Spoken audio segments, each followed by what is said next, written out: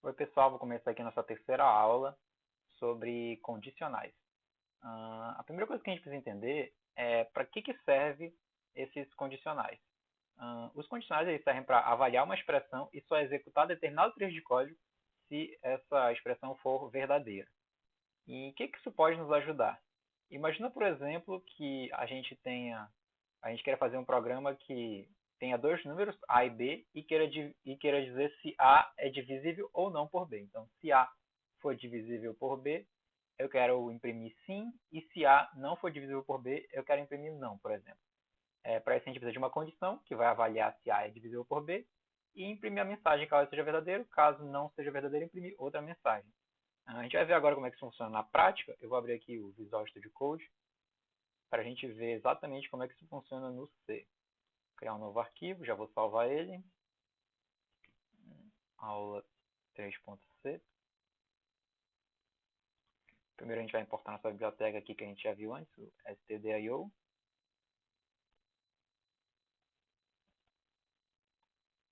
E criar nossa função main. Vamos lá, a gente tem dois números e eu quero avaliar se A é divisível ou não por B. Bom, a primeira coisa que a gente tem que fazer é usar a condição. A primeira condição que a gente vai aprender aqui é a if. A gente faz if, abre e fecha parênteses, e dentro dos parênteses já botar a nossa expressão booleana. Ou seja, ela vai retornar verdadeiro ou falso. Então, como é que a gente vê se um número é divisível ou não pelo outro? Bom, a gente pode pegar o resto dessa divisão e verificar se ela é igual a zero. Então, se o resto de A por B for igual a zero, é porque A é divisível por B. E aqui dentro do if a gente pode imprimir sim, porque o resto de A por B é igual a zero, significa que A é divisível por B, então a gente imprime sim. E aqui fora a gente vai botar o não. Vamos salvar aqui e vamos botar alguns valores aqui no A e no B para a gente poder testar. Vamos botar aqui 7 e 3. A gente vai dar um GCC, aula 3.c, traço aula 3. A gente compilou aqui, deu erro, por quê? É porque a gente, aula 3 com A maiúsculo. Aula 3. Faltou ponto e vírgula aqui. Mais uma vez, compilando. E agora, se a gente executar aqui o aula 3, a gente vai ver que ele imprimiu não. Então, ou seja, ele pulou totalmente esse código aqui e foi direto para o printf que tem não. Porque ele viu aqui, A%B dá quanto? 7 por 3, o resto dá 1. Não é igual a zero. Então, a expressão deu falso e ele imprimiu direto não. Se a gente mudar esse 7 aqui por 9, né? O 9 dividido por 3, o resto dá zero. Então, ele deve entrar aqui no if. Então, novamente, a gente compila, executa. E aí, só que aconteceu? Ele imprimiu o sim e em seguida já imprimiu o não. Vou botar um barra N aqui para facilitar a visualização. Aqui a gente compila, executa, ele imprimiu o sim e em seguida imprimiu o não. Por que isso aconteceu? Porque ele entrou aqui dentro do if, imprimiu o sim e seguiu novamente para imprimir o não. Então, já que a gente quer que ele imprima ou um ou outro, a gente pode usar o else, que complementa o if. Então, a gente bota esse printf não aqui dentro do else. E o que acontece? Ele só vai executar esse bloco que está dentro do else se essa expressão do if for falsa. Então, ou ele executa esse, se isso aqui for verdadeiro, ele executa esse, se não, ele executa esse aqui. Agora vamos testar aqui. Compilar, executar, e agora eu imprimi o sim, não imprimiu novamente o não.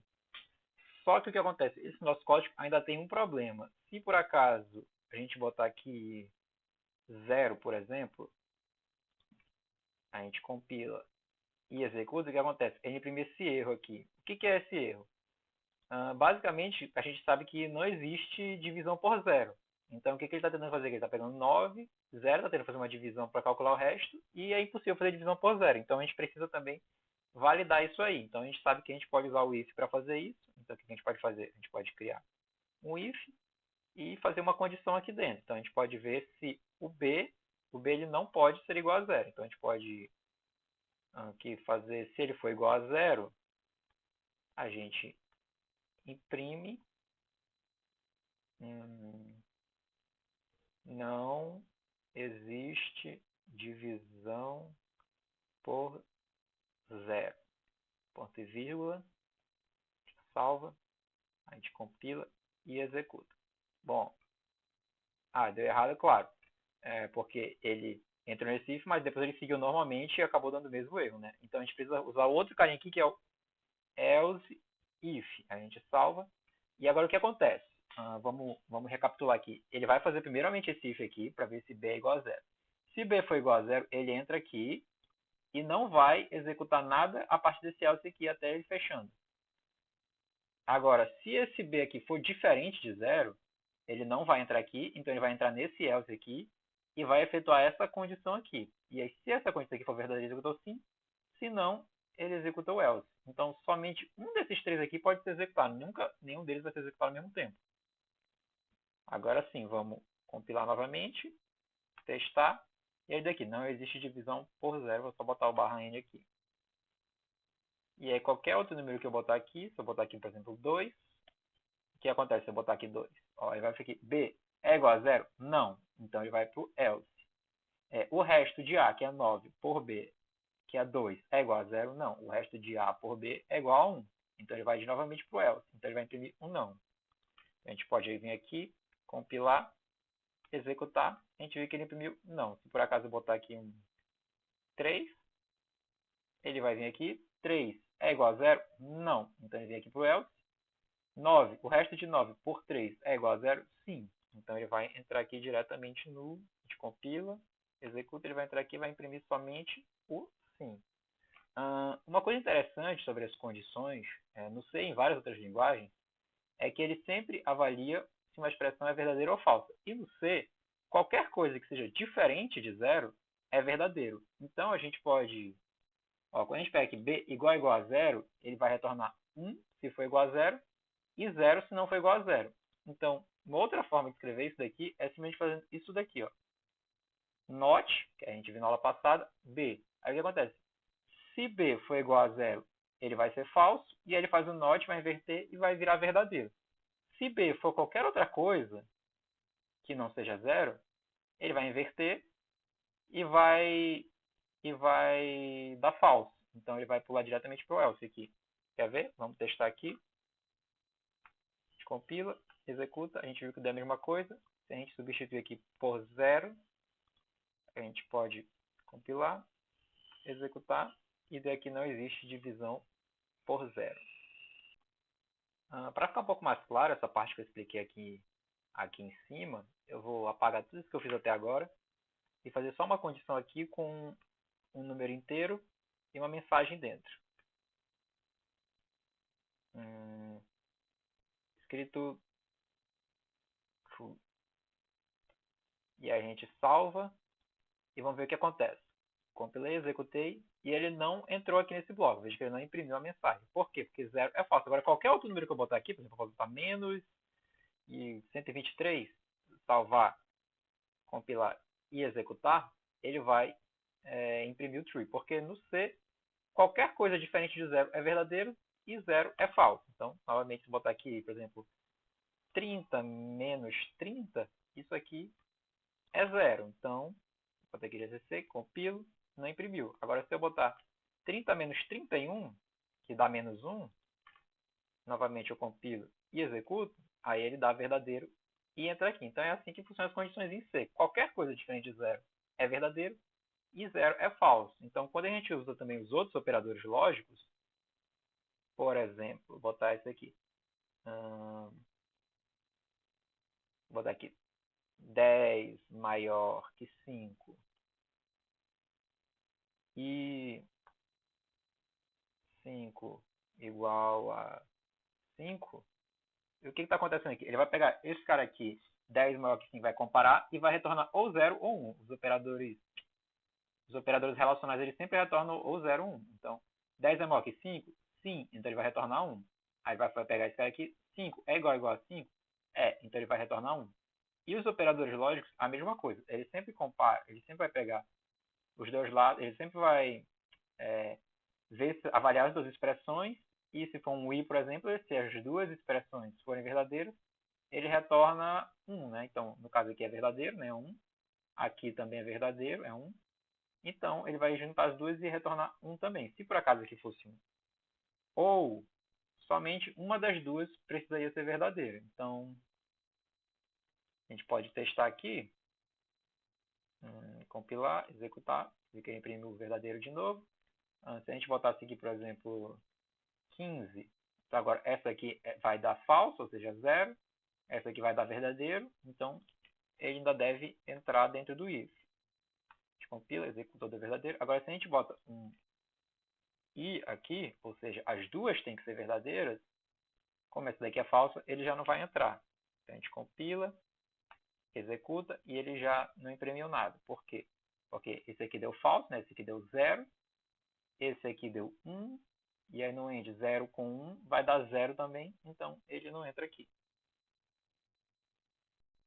O próximo condicional que nós vamos ver é o switch.